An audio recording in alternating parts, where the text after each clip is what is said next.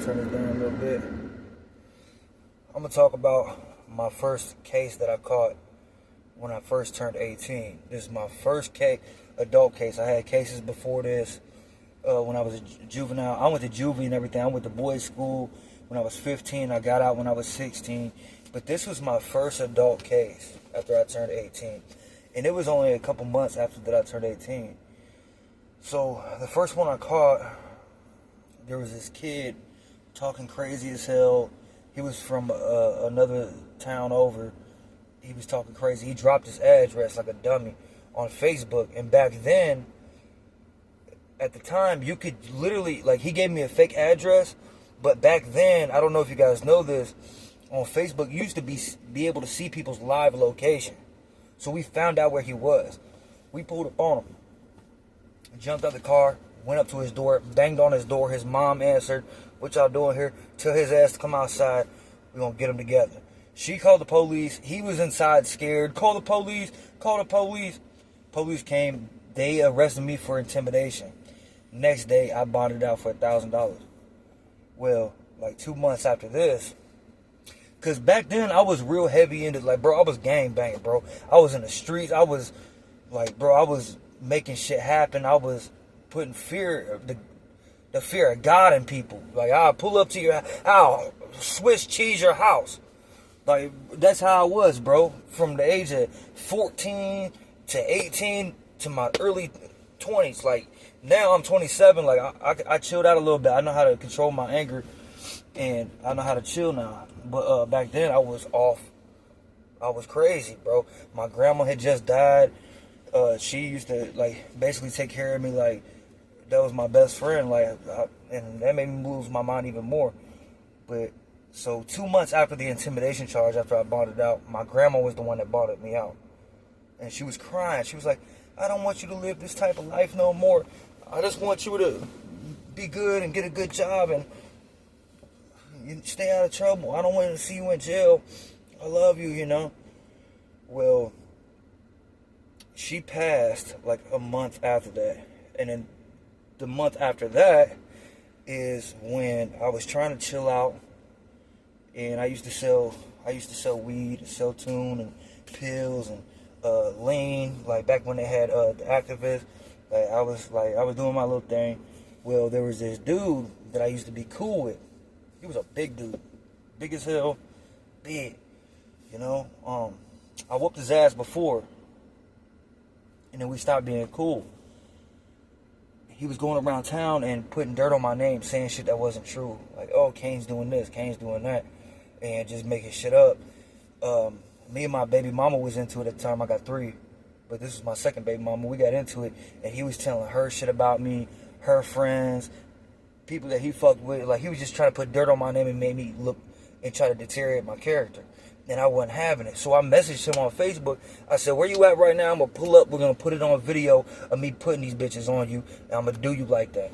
And I'm going to post it online just to show that all that shit. And I'm going to make you say that shit that you said wasn't true." And he was like, "Oh, you ain't going to do nothing. Well, you ain't going to do nothing. Plus, I got a biscuit." In the Midwest, we call shotguns and shit like that. Biscuits, right? "I got a biscuit in the trunk. Woo, woo, woo. And I'm with so-and-so. We got a biscuit in the trunk. I'm at a basketball court. We're shooting hoops. Woo, this and that." I said, "I bet."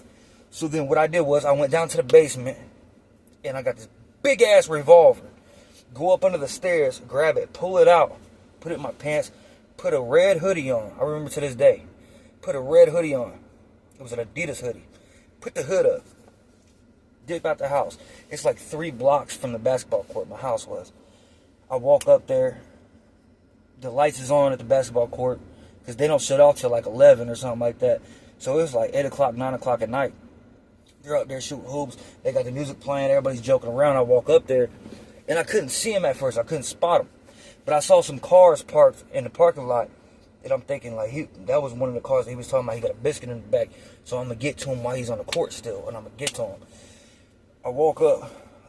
There was this kid, this little Hispanic kid, sitting on the bleachers, and I used to sell lean to him, and he used to be like scared of me. So I walked up to him, got right up on him. I said, "Hey, where bro at?" I said his name. I ain't gonna say his name on here, but "Hey, where's bro at?" Ooh, this and that. He's like, "Oh, bro, I don't know what y'all got. He's right there."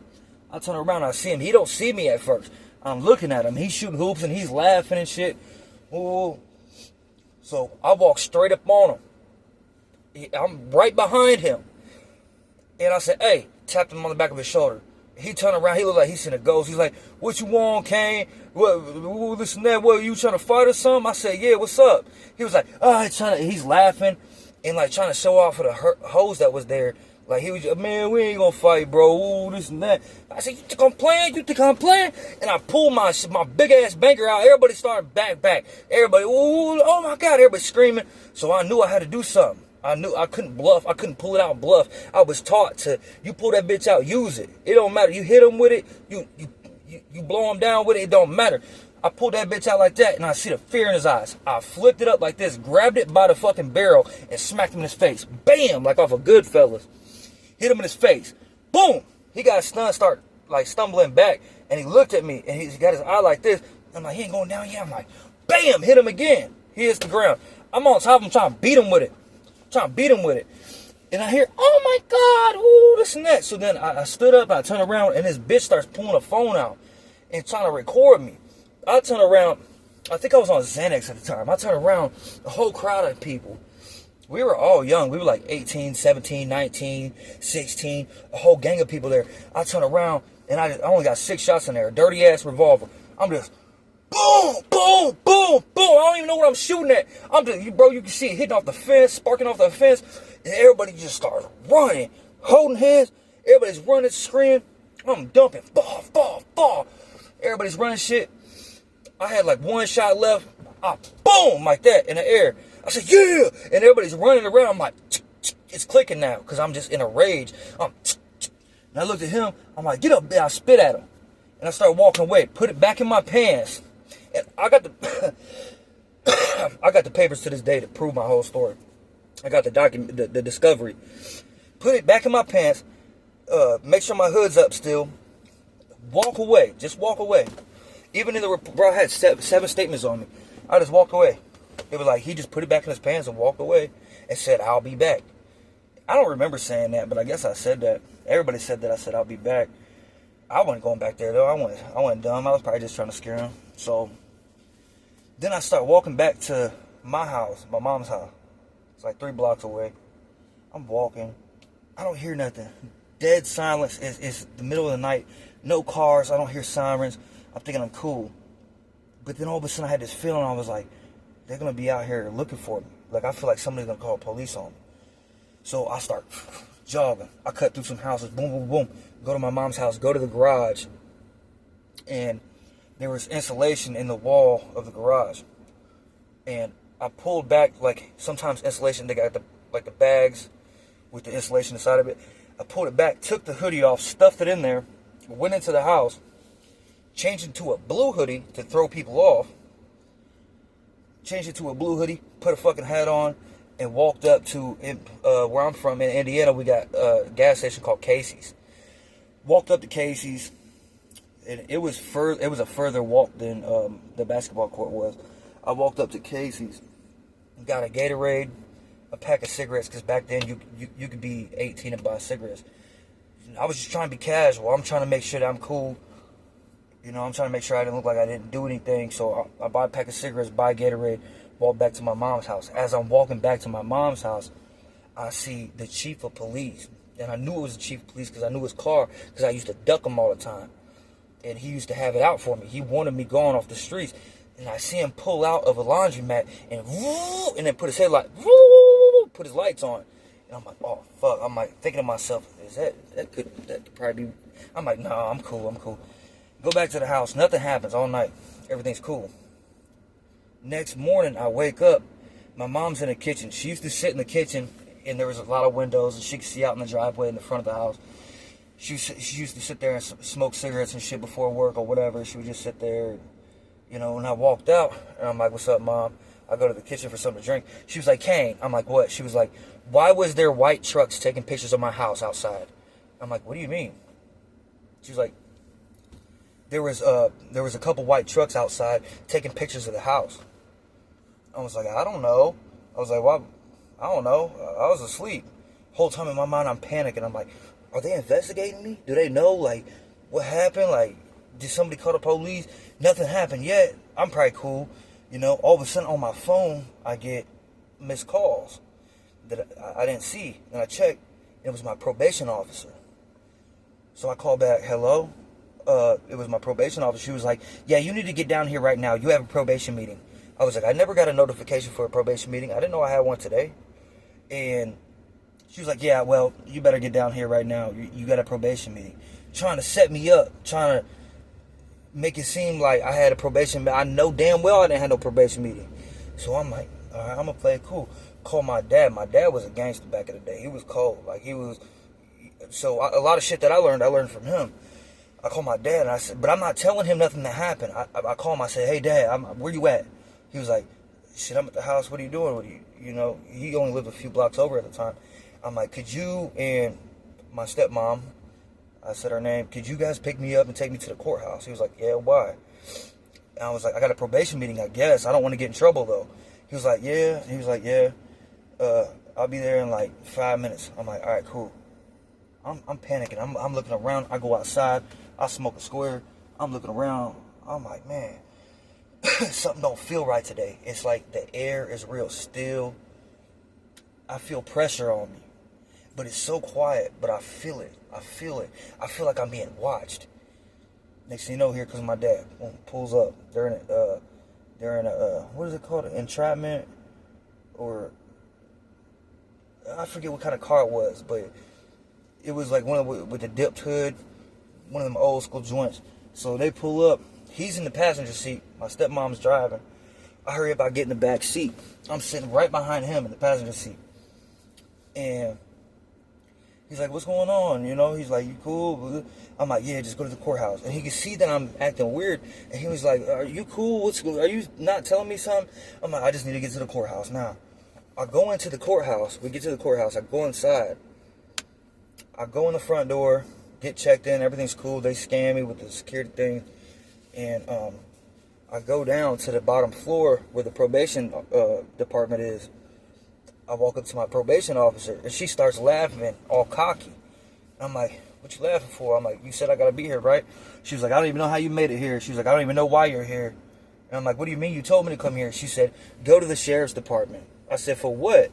She was like, because you're being investigated, and you need to go turn yourself in. I said, hell no. I ran up the stairs, ran towards the front door of the courthouse, trying to escape to jump back in my dad's car. A security, like a fucking a bailiff or whatever at the front, tried to stop. Hey, whoa, listen now. Boom! I footballed his ass. Boom! Got past him, rushed out the front door, ran down the steps, jumped in the back of the car. And my dad's like, whoa, what's going on? You cool? I'm like, go. We got to get back to my mom's house. He's like, why? What? I'm like, we got to hide the gun. He was like, the gun? What are you talking about? What you do, Kane? What you do? My stepmom's freaking out. She's pushing through traffic. What you do, Kane? I take my phone out. I put it in the back pocket of the back seat. And because I had shit on my phone that was incriminating to me. Well, all of a sudden, we're almost to my mom's house. I was going to run in there, grab my pole, go, give it to him, dispose of it, this and that. Too late. There was a four-way stop, like stop signs. All of a sudden, we stop at a stoplight. We start to drive, and then boom, boom, boom. All angles, police cars pull up, chief of police. They jump out. I'm in the passenger. I'm like, oh, man. My dad's like, he was like, don't run. They'll shoot you. I was like, I'm not going to run. They yanked my door open, grabbed me by my hair, my neck, and everything. They started pulling me out. I'm like, whoa, I'm like, chill. And they grabbed my arms, twisted it, handcuffed me, and slammed me on my face right on the sidewalk. Handcuffed me. My dad's yelling. He's like, it's going to be cool, Kane. Just calm down, okay? You're going to get out. We're going to get you out. Whoa, this and that. I said, man, I'm yelling at the police. What the fuck I do? They was like, shut the fuck up. Next thing you know, they took me to jail, bro. It was so surreal. I was like, damn.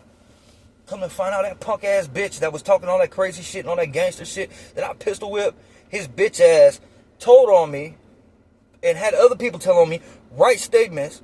I went to jail for like a year. I was in county jail for a year straight. I got out when I was like 19. And I had like 3-4 years of house arrest that I had to do after that. almost went to prison for that. But I had a decent lawyer. He was a PD trying to become a actual lawyer, then become a prosecutor. So he was trying to fight hard for me. And he's a prosecutor now. But at the time, he was cool. Like, he got me out that shit. I did a year in county, sweet as hell. Making store, you know, working out, just chilling. 3 years of house arrest. But yeah, man, I got all those statements to this day. That dude that I pistol whipped, he tried to add me on Facebook recently, and I just deleted it. I'm like, fuck you. I ain't got no animosity no more. I'm a grown-ass man now, but fuck you. Keep your distance. Don't try to be friends with me. It ain't nothing like that, bro. We ain't gonna talk about it. You ain't gonna sit here, oh man, let's put the past behind us. Nah, bro. Like, you started that bullshit, then you got dealt with, then you called the police on me. You're the start of my criminal history as an adult. I may have done the incident myself. I was the one that chose to do that to you, but at the same time, you knew what you was getting into when you dealt with me and talking about me like that and trying to be gangster with me, bro. So it's on YouTube. So, like, I hope you ain't trying to be gangster no more, because obviously I got the papers on you. You wrote a statement. You're not gangster, bro. Like, just don't even try to add me on Facebook. We ain't talking. It's none of that. Just be a man, bro. Go to work. If you got kids, take care of your kids. It's that, bro. We ain't talking no more. It's fuck you. Fuck you until I see you in hell, bro. Period.